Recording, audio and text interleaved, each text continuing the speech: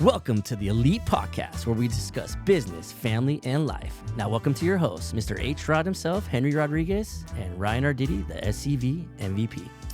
What's up, podcast world? It's your favorite insurance guy, Henry Rodriguez, and we're here for another exclusive with the one and only Elite Podcast, and I got my right-hand guy right here with me, as always. The SCV MVP. What up, MVP? Dude, it's been a minute, man. It's been a while. Dude, the last time we recorded was September? Where you been, dude? I don't even know, man, but I kind of miss you. Dude, I am going to call you out in your lack of execution once again, dude. Why? Because why has it been 5 months since we've been on one of these things? I want you to miss me too.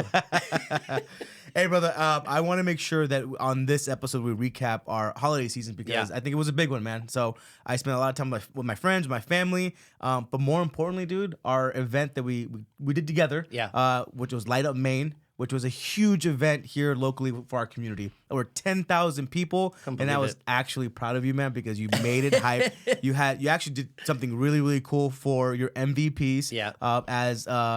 You're giving back to your clients, right? An experience, a client appreciation, if you will, at Light Up Maine. You leveraged that event. So talk about that a little bit, man. Well, even though we haven't been on the podcast, both you and I have been super busy. Yep. Right. And the holiday season, like everyone knows, is a chance for us to give back to our, what I call MVPs in our community. Yep. So we did Light Up Maine, which is an event that the city puts on. Super grateful to the city of Santa Clarita. This year I sponsored Candy Cane Lane. You did? Right. First time sponsoring, and I couldn't believe how many people were there. It was. I don't even know. Yeah. At one point I had to stop back and just look around and kind of just take it all in because there's so many people there. So many. But it was kind of eerie also. There was a moment of silence too. But it was cool to see our community out in full force for this amazing event. Yeah. I did the client appreciation MVP party. You did, which you came to, and it was a little exclusive MVP Fiesta, which we'll continue to do. Yeah.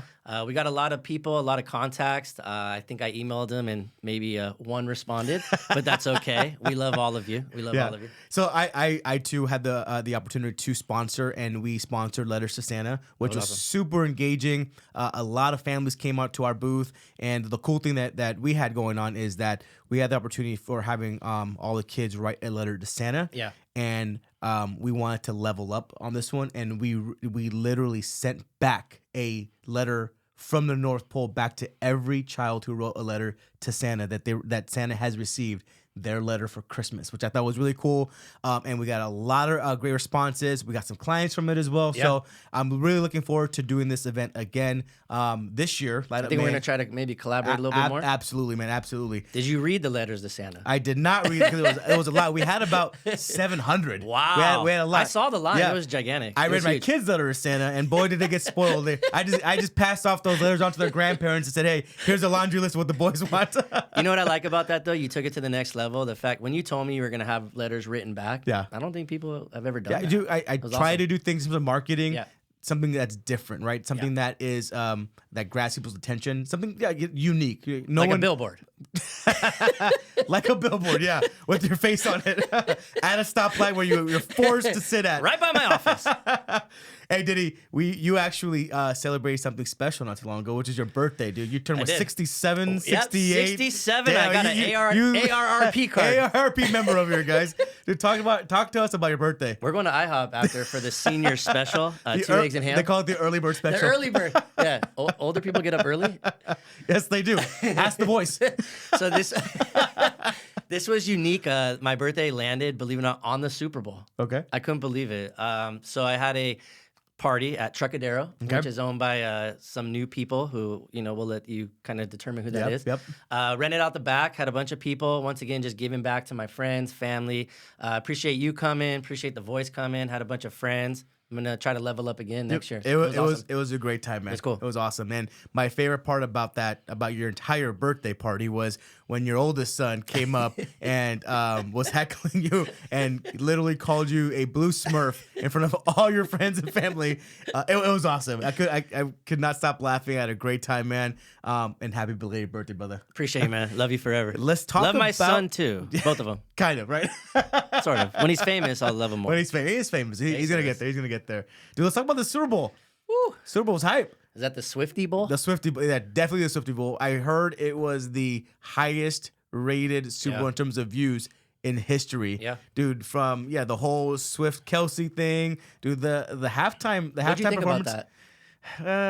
I'd rather stick to football than another narrative. So that's another conversation. Yeah. The halftime show was hype with Usher. I thought was really good. That's what I was saying. I thought it was really good. The sound was kind of a little bit it hard was a to little hear. off. Yeah, but it was cool. We love Usher. Yeah, I thought it was really cool when he brought out Alicia Keys. I thought it was really, really cool. Was that a little crazy when they were hugging? Yeah, like that? I don't know. It's Swiss Beats. I don't know, man. A dude rubbing up on my girl like that. And then Usher got married the next day. Did you see that? Did he really? He got married. Oh, the I thought it next was gonna day. be a forever bachelor. Yeah, I I don't had no idea, man. But yeah, the one thing for me about the Super Bowl is I don't like the feeling of it being scripted, and I felt like it was already scripted that the Chiefs were gonna win. Actually, I was fortunate to win some money because of it. But again, that's another Insider conversation. trading. But yeah, I just felt like that something was telling me that because it is a business at the end of the day that the NFL was gonna make the Chiefs win, because of the whole Swiftie thing. And she did bring a lot of business to them, man. So a lot of new fans. Highest rated program. Yeah, I mean, ever? she's selling out. She herself could sell out the Super Bowl. You know what I mean? But you know what? Enough about that, dude. Why don't we bring on our guest I am speaker? excited. Super excited. None other than Mr. Mayor Cameron Smyth. Woo! Thanks for having me, and thanks for inviting me to your birthday party and your Super Bowl party. But sounds like they were a good time. Mr. Mayor, how does it actually work? Can you clarify how being a mayor in the city of Santa Clarita works? Yeah, so when we became a city back in the late '80s, one of the questions for the residents was, did you want to have a directly elected mayor like a Los Angeles style, or did you want to keep it as a rotational, which most cities, particularly again in the late '80s when we incorporated, had that model. So the public elects the 5 council members, and then the council selects the mayor on an annual basis. So it's not a automatic rotation. Oh, okay. But given that the council gets along well, and I'm a believer that if you've been voted to the council by the public, you have the right, unless you have you totally could not represent the city well. You should do a shot at mayor, and so that's kind of what we've kept as the city, and it's worked pretty well for now, because again, our form of government is a lot different than a large city. The council is meant to be a part-time, kind of community service position. Mm-hmm. That's why we have a real professional staff, a strong city manager, and the council is really meant to be. You guys are business people, so you can look at it like the city council is the board of directors, mm-hmm. and the city manager is the CEO. Oh. And we set the policy for the city. And then it's the city manager and staff's job to implement that policy. Great analogy, and shout out to Ken Striplin, our city manager. I want to say I wasn't disappointed. It's just I started to rub elbows with the mayor, felt excited. He got to know me by first name. I was trying to coach his kids. And then he's gone. And then he's gone. So now I'm rubbing elbows with Mr. Smyth over here. I know who the real deal is, Cameron, okay? And I know that Jason is now just simply washed up. And he's probably still crying because the Niners lost in the Super Bowl. So, does he even have a job title? Jason. Does he still have a job title with the city? He does, yes.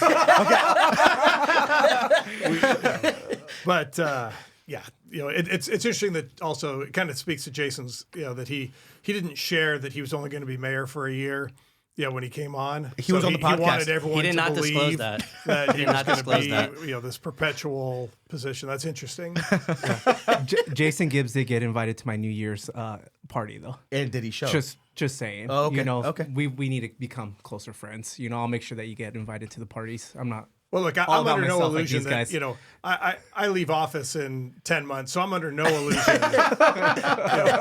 We need to have a party. The invites stop. I've been through this before. Yeah. Well, since you brought up the topic, Mr. Mayor, will you be returning? There's been some discussion about that. What are your thoughts on? You will obviously fulfill this term out, right. And then the thoughts about you and your family, the remaining council or leaving council. Right. So because of the city has a fundamental change in our structure this year, in that we are going to be going to a legislative district format. Prior till this year, the city council was elected what's called at large. So it didn't matter what neighborhood you lived in. You voted for all 5 city council members. We have changed that format to a district election process now. So that's changed things a little bit. So the area where I live, the district will not be up until 2026. However, my current term expires in 2024. So I was in a position of either stepping down with my term, or theoretically I could have moved into a different district and run. Right. I know a good realtor. I know a good realtor. And a good title. And, after what you said about Jason, I might need to relocate into a neighborhood. So regardless, I'm going to cycle out in 2020 at the end of this year. And if I wanted to run for city council again, I'd have to wait until 26. Understood. So, we're going to take the time off and reevaluate whether I want to do that again or not. Yeah. I've been in elected office for 20 years, starting, back in 2000. Yeah. That's crazy because you're only about 35. So right. You started very young. Thank you. Right. I was going to ask you, where did you and how did you start your political Yeah, career? so it's funny, it was all very organic. I didn't participate in youth government or anything in high school or college or anything. I joke that I did run for class president in 9th grade. I lost by 36 votes. But to the team. He's like, I never lost again. But then it's like, who's the mayor now? Right? So, no. So, but when I had graduated from college, I came home and really didn't have any plans at the time. But my dad was running for city council. My dad was the superintendent of the Hart School District growing up, and he had retired from that and wanted to serve and ran for city council. So I got involved with his campaign, and he ended up knocking out an incumbent by a whopping 16 votes. And, wow, that's close. It really kind of brought my interest into the political space, and so. After he had retired, he did one term and served as mayor in the late 90s. I had gotten involved working for a legislator and thought that I'd like to make kind of that transition from staff to elected, and decided to. And I this isn't in my bio, but I ran for office, and first time I ran, I lost for the city council. There came in 4th for 3 spots. And, I always think about that fork in the road. I think we've all had those in our life, in our professional life, personal life. And a decision you make really is going to take you down a path. And so I really kind of sat and moped for a couple weeks and, thought, what, I didn't do everything in that race that I should have done. So I'm going to run one more time, and I'm going to do everything that I advise other people to do, and take the learnings from that and apply them to my next race. And so then at least if I lose again, I lose under my own terms. Right. And fortunately, I was successful at that race in 2000, and kind of moved on from there. I absolutely love that because. Yeah. Something I coach, and I take pride in coaching. Something I tell the kids that I coach is, you never lose, we learn. And it's kind of the same principles we were talking about now, where you didn't really lose, you just learned what not to do or how to get better for the next time. Yes? That's very millennial of you. 1,000%. 1,000%. Freaking millennial over here. My kids are pretty mad. They didn't get that speech. I don't know if I should apologize for that or not, but get your butt up and keep going. All right. I'm sticking to my story. You never lose, you learn. No, okay? but it's funny, right? Because he's running for mayor in a couple years, right? Well, but I grew up playing sports and coaching as well, and I kind of draw that analogy that after I lost that election, I kind of watched the film, so to speak, right? So I took a step back and looked at what didn't I do, and what can I improve on? And I did, and I applied that into the next election, just like you do, with your kids or yourself when you're playing, and you watch the film back, and how can you improve that for the next game? I think that makes you very relatable to not only the younger generation, to our generation as well, right? Because you do hit a lot of forks in the road, and you do hit a lot of failures, but you learn from it, you get back up, and you could have made a decision to get into another field at that point, right? No, absolutely. I could have hung it up and because as I said, this is a part-time career, so I could have followed a different path and would have had a whole different life experience, and I just try to encourage when I talk to kids or others that using my story, that it hasn't always been easy. And have had to overcome a lot to be successful, and everyone's going to have that, right? And you just got to you got to be willing to to pay the price and make the commitment. I like it. How old were you? Because you did spend some time in the legislature as well. How old were you when you first ran, and what was that experience like? Yeah, so it's a little bit different. We're gonna go to the first time I won. Okay. So I just put that out there, my loss. So we're gonna move past that now, so it's established. And just because my friends are super naive, the legislator. Thank you. I already saw the dumbfounded look on his face when I said the legislator. Right. What does that actually mean? Let me explain that. Right. Yeah. So I first I was first elected to the city council. I was 28, and then I was. When I became mayor the first time, I was the youngest mayor in the state. And in 2006, I ran for the state legislature and was elected there and spent 6 years in Sacramento, serving Santa Clarita, Simi Valley, Glendale, parts of the city of LA in my legislative career. Yeah. That was, we had term limits there. So I termed out in 2012. From that position, came back, was just in the private sector, doing my thing, raising my kids, from 2012 to 2016, and decided that I saw some things going on at the city that I didn't like, and I was raised to not just sit back and complain, and if you want to do something, go do something about it. Step back in. I like it. Do something about it. Just show up, right? Right. Yeah. Show up. So I jumped back in and ran for re-election, or ran for back to the city. And that's something else I tell people is, you got to be open to your career path and what doors are going to present themselves. Because when I left the city council in 2006, if you had told me that I was going to be back on the city council a decade later, I would have thought you were crazy. I had a path. I had it all mapped out, and then it's kind of the saying, right? Man plans and God laughs. Yep. And it took me again down a different path, which has been great for me, and it's been a good balance for my family, and that was really important. I love that. It talks about your love for Santa Clarita, right? I mean, you have a passion, and I mean, you were raised out here, obviously, and you care about this town, and I think it resonates throughout this entire city. No, thank you. And that goes back, we moved here because my dad was hired to be the principal at Placerita Junior High, and that's what brought, our family before I was born.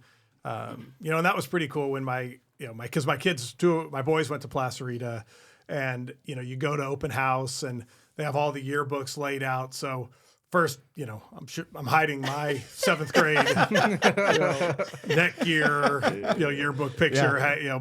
Then you look it up, and there's my dad as the principal, doing that message, and so we've always been part of this community since I was born, and both my parents have been actively involved, and that was a kind of an interesting transition. That when I first got elected to the council, I was now working with or dealing with people that I have known or had heard about, since I was 10 years old, sitting at the dinner table, and would check in with my dad about, hey, look guess who I met with today. And I remember your opinion of that person, when we were kids. So it was a good transition. Going back to your time really quick in the legislature, Ryan, okay. Legislative? Legislature. Yeah. Did you get an MA, you said? I was a legislator. Yes. In the legislature. Right. So your time in the legislature. Nope. In the legislature as assembly. Me and the Okay, voice. we can go that one too. We'll go that way. Oh, So let's go that way. I wanted to reiterate. Real your- legislator. It all sounds like the same to us. Yeah, Yo, yeah. in your time as assemblyman, how about that? Yeah. What was that like? And I don't want to get too political on this on our podcast, but how difficult is it to influence policy in California, or is it? Or is it not? So question. it was. I think it's a lot more difficult now. Okay. When I was there, Governor Schwarzenegger was in office. You had The governor. you had a Republican insurance commissioner. The legislature, both the Assembly and Senate, was much more balanced. You had a 2/3 requirement for the budget, so you had to have a bipartisan vote on the budget. So it wasn't easy, but I had made the choice that if I was going to go and spend 100 nights a year, away, I wasn't just going to go sit in my ideological corner and vote no all the time. That wasn't what my purpose was, and honestly, it didn't fit my district.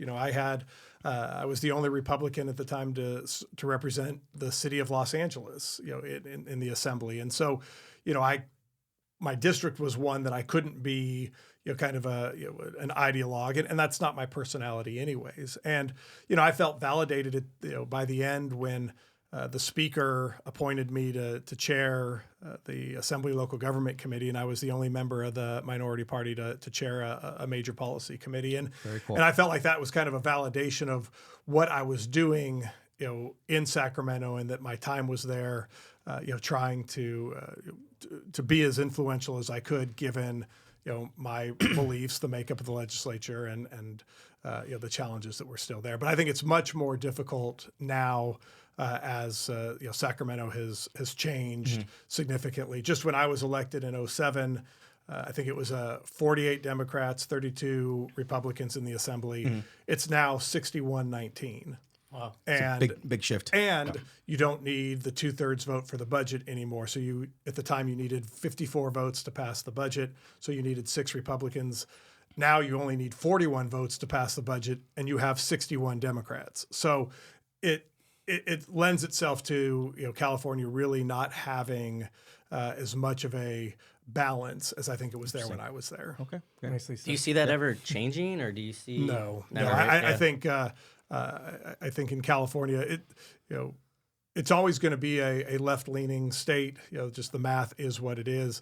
But when you see things like the number of people leaving California, for the first time in California's history, we lost a congressional seat because of the population drop. And that's never happened. And, as you continue to see that exodus of people, it makes it more and more difficult for there to be any more of a swing kind of back to the middle. I mean, there hasn't been, Governor Schwarzenegger was the last Republican statewide office holder. And I don't see that changing. So. Interesting times. Okay. We'll see what happens. Very interesting. And we'll leave it at there to not get even more political. Legislate. Voice. No, I was gonna Go ahead, say, can we ask. pull it back into Santa Clarita, because I work on Smyth Drive. Yeah. So I would love to hear the story behind that. I mean, being that I'm there Thank every you. day. That was actually named for my dad. Okay. He, like I said, he was the superintendent of the Hart District, and one of the last things he did was get Valencia High School built.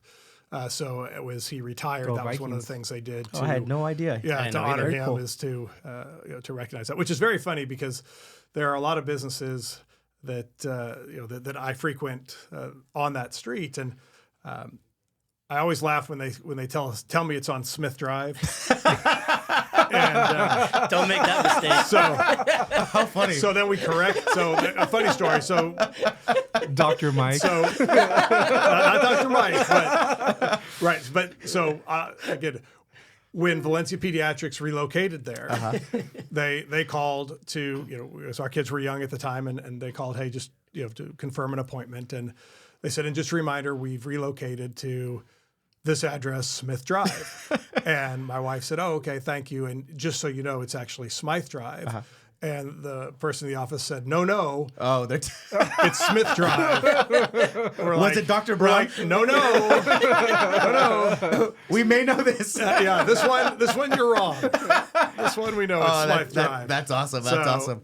So I always joke with my my kids, or at least my older son, when we played a lot of sports, and I was like, okay, when you're playing at Valencia, you gotta bring it. You gotta bring it. Oh, yeah. I know. Oh yeah. You got the Yeah, name. you gotta represent. You're on the Remember the family name. tree Gotta here. represent. There's Yeah. one game you gotta bring it. It's gotta be Valencia when you're playing Valencia. Yeah. So I wanted to ask something just real quick. In your last 10 months, you mentioned this is going to be last hurrah, you would say, maybe a couple more if possible.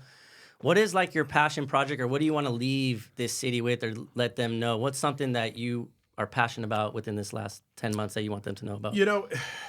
It's funny. I don't really think in that kind of legacy terms, if you will, but I know we talked a little bit about Sacramento and the transition there. And what I have seen, particularly since I left, is a real consolidation of power in Sacramento. And cities and counties in particular were formed predominantly for land use decisions. Right, that's really at its core the function of cities. And the state every year has continually taken that local control away and put that power within the state. And I think that that's a real threat to communities like Santa Clarita when you look at some proposals that have tried to come through that bypass the city completely, and they can get them passed under state rules, and that is again something that I think is a real threat.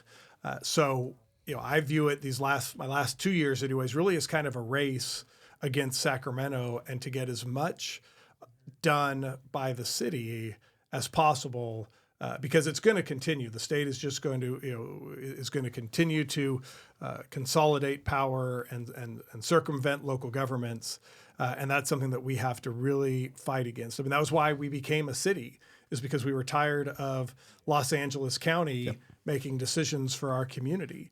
I put Santa Clarita against any city in the country, certainly the state. 1,000%. And 1,000%. to lose that control, is really frustrating and really difficult. I mean, you see it, with the crime, right? You can have all these laws that you want, Right. but if you have a district attorney that is not going to prosecute the crimes that are on the books, it's irrelevant. And that's something that we struggle with in Santa Clarita, because we have our policies and we have our sheriffs do an amazing job, but they're limited when you don't have the support at downtown LA. So that is really, again, I don't really point to whether we're going to be building something new or a lot of our capital projects, even though we have a lot of good stuff coming on board with Bridge to Home. Our homeless shelter is going to be open this year.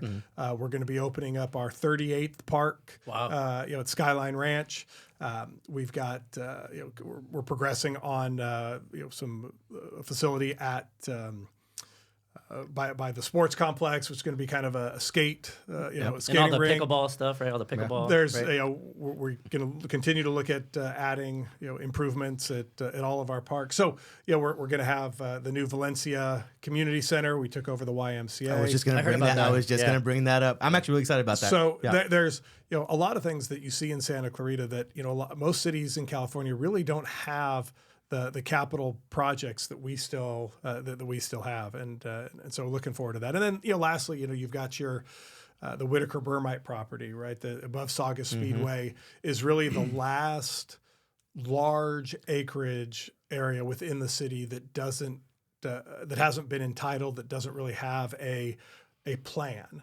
So my hope this year is to at least get a plan in place, so that as it's built out over the next 20 years, it's something that'll really be a benefit to the community.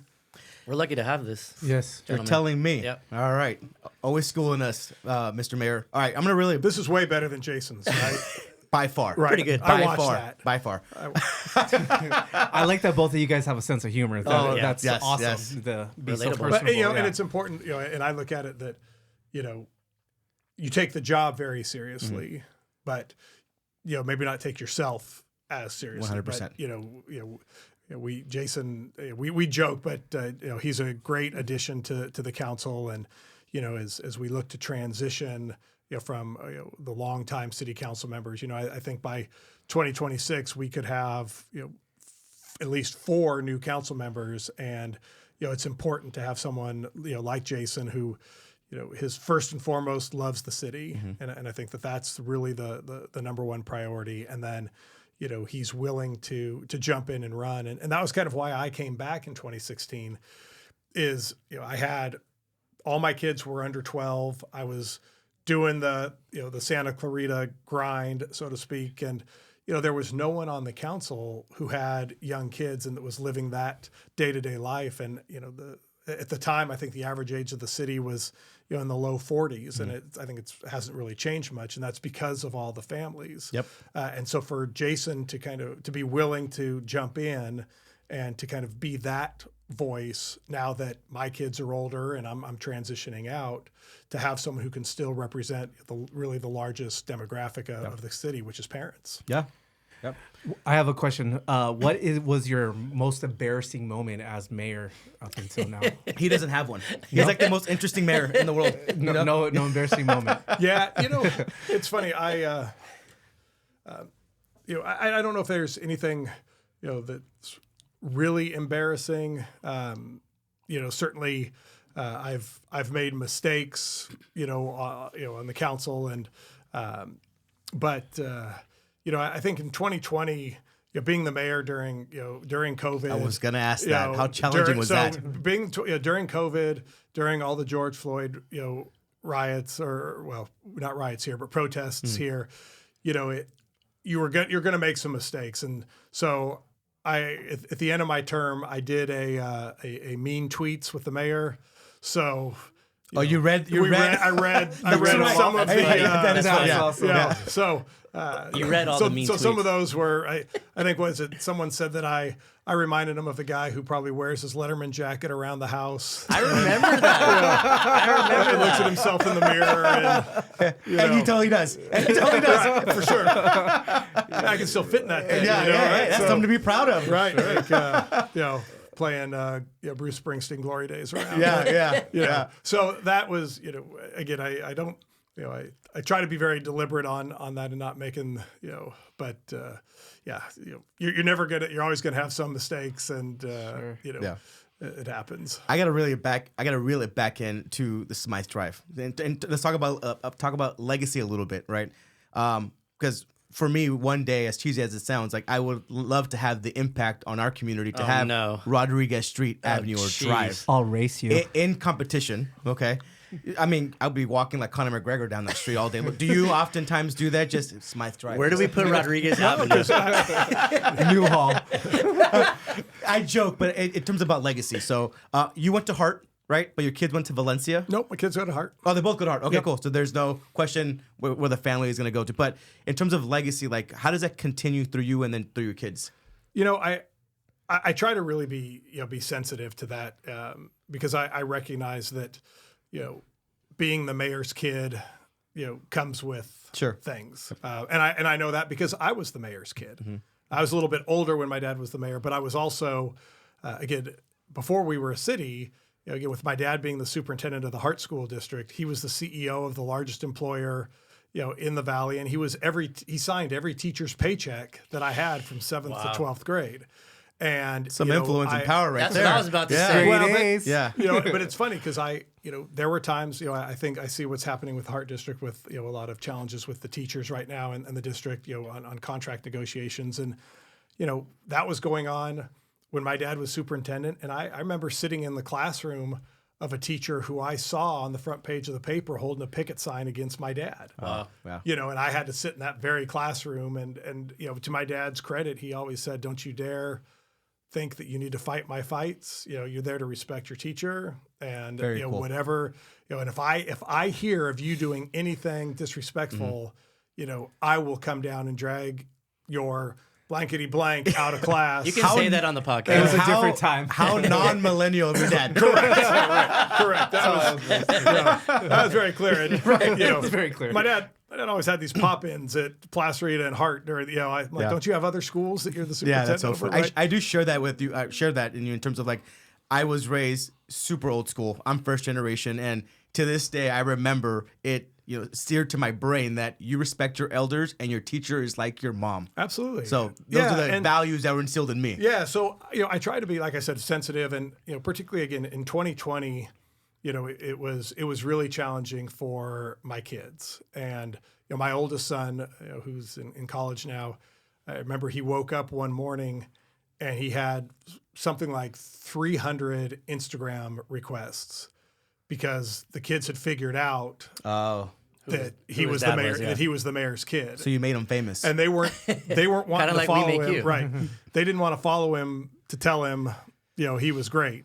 They wanted to follow him to get at me, and that was really hard. Yeah. And for him, when you had to make tough decisions, whether it was his peers or his high school coaches, said some disparaging things about me, and I'm like, how is my kid going to get a fair shot when you're willing to put on Instagram, some things that you think about his dad, right? So that's tough. I just try to, with them, just understand that it's a challenge and it's a different space, and if they choose to follow a career of service, that would be great. But I don't know if I would encourage them to go into elected office. Sure.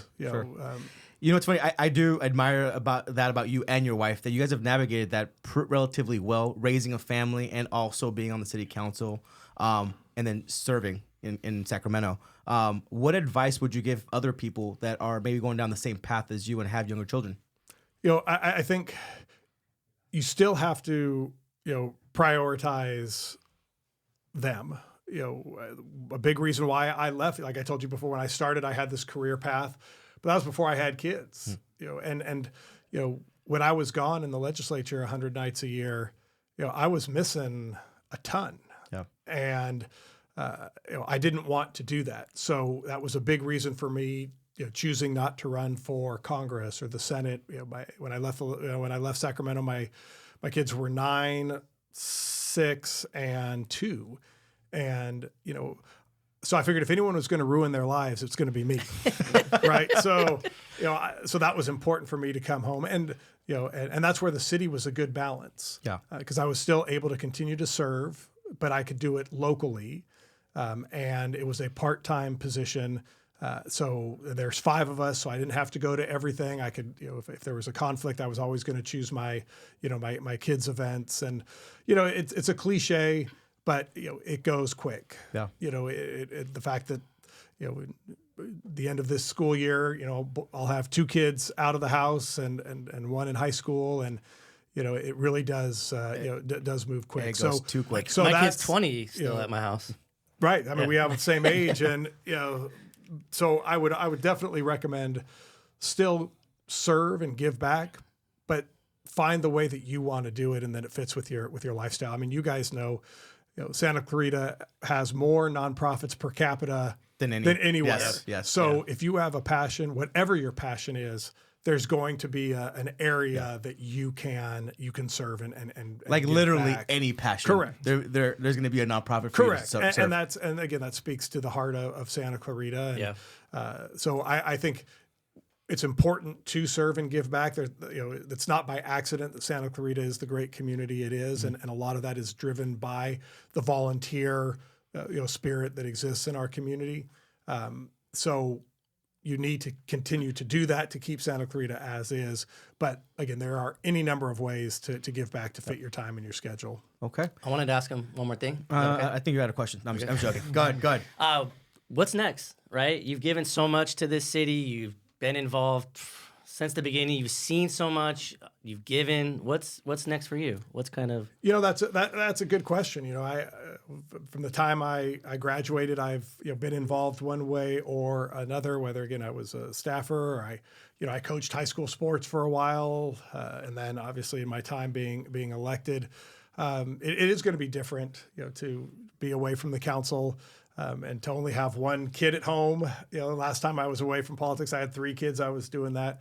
But like I said, it's a regular the council is a part-time job, so I have a regular career that requires a lot of my attention. And I think I was looking at my schedule, and my last day in office is December 10th, and I leave December 12th for a conference, for my regular job. Yeah, so I think that will still kind of take over, but it is going to be interesting for me, to sit back and really kind of be able to select the path I want to go, next, because again, having that time, and I'm going to be a dance dad. I went from a soccer dad to being a dance dad,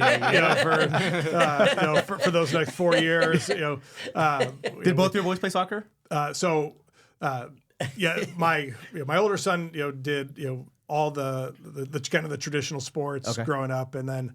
My younger two kids did sports, but then my daughter found her love for dance, and as I think you guys know, my younger son did a lot of this is very Santa Clarita cliche, but he was it was a child actor, and we spent a lot of time doing that with him, and he's kind of found his path. So now we're kind of looking to see where he's going to go away to school and what his future holds. So it's just going to be different too, when you have when you only have one kid at home who's pretty self-sufficient at that point, it's going to be a transition. So, and I love the fact that you're keeping the tradition on, and everyone's going to heart right, high. Yeah, right. Love And it. we're very fortunate. All of our public schools here, that was my dad's philosophy when he became superintendent. Is he wanted to make sure that the kids of Santa Clarita could get a private school level education in a public school setting. Yep.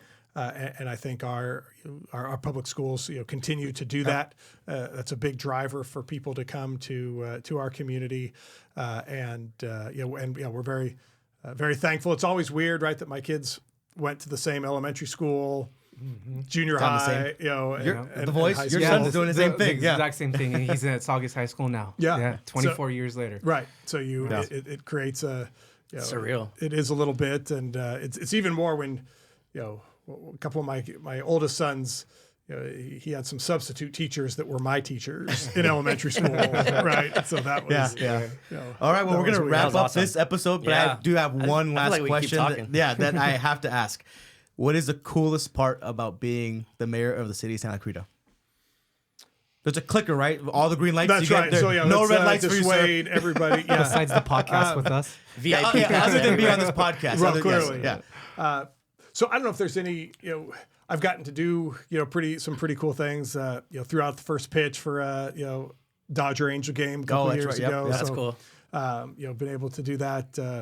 But I think, and for me, it's probably a little cliche and it's a little different because this is my hometown, right? And to be the mayor of your hometown is really, as cheesy as it may sound, it really is kind of special. And, to be able to really point to accomplishments that have made the community better. So when I was in Sacramento, my kids would ask you, well, what do you do, or what did you accomplish in your 6 years there? It's hard to say. I voted no a lot. I got this, small policy change here, but on the city council, you can look and see this road you're driving on, this park you're playing in, the aquatic center, the skate park, the BMX park, all of those things, they're very tangible. Right. So, really being able to see the results of your work. Yep. I love that. I think is probably the best thing about the job for sure. Last question, I promise, because you brought up the first pitch at Dodger Stadium. Yeah. Who did it better, you or Jason? Oh. Was it a strike? Was it a strike? Who made it over the plate? So here was the question, right? So, right, I was clear. I was going to nuke Lelucia, right? I was not going to bounce it, so I was going to hit the bull if I had to. Ed Masterson was my catcher. Okay. So I wouldn't say it was a perfect strike. Okay. But a strike. I didn't nonetheless. bounce it. It made it. I love it. All right, That was MVP. awesome, man. Sign us off, dude. What episode are we? We're episode It doesn't even matter. Who This even is the cares? exclusive Elite Podcast, man. exclusive Elite podcast with the one and only Mayor Cameron Smyth. The voice, Mr. H-Rod, and I'm the SCV MVP, and we're officially We're out. out.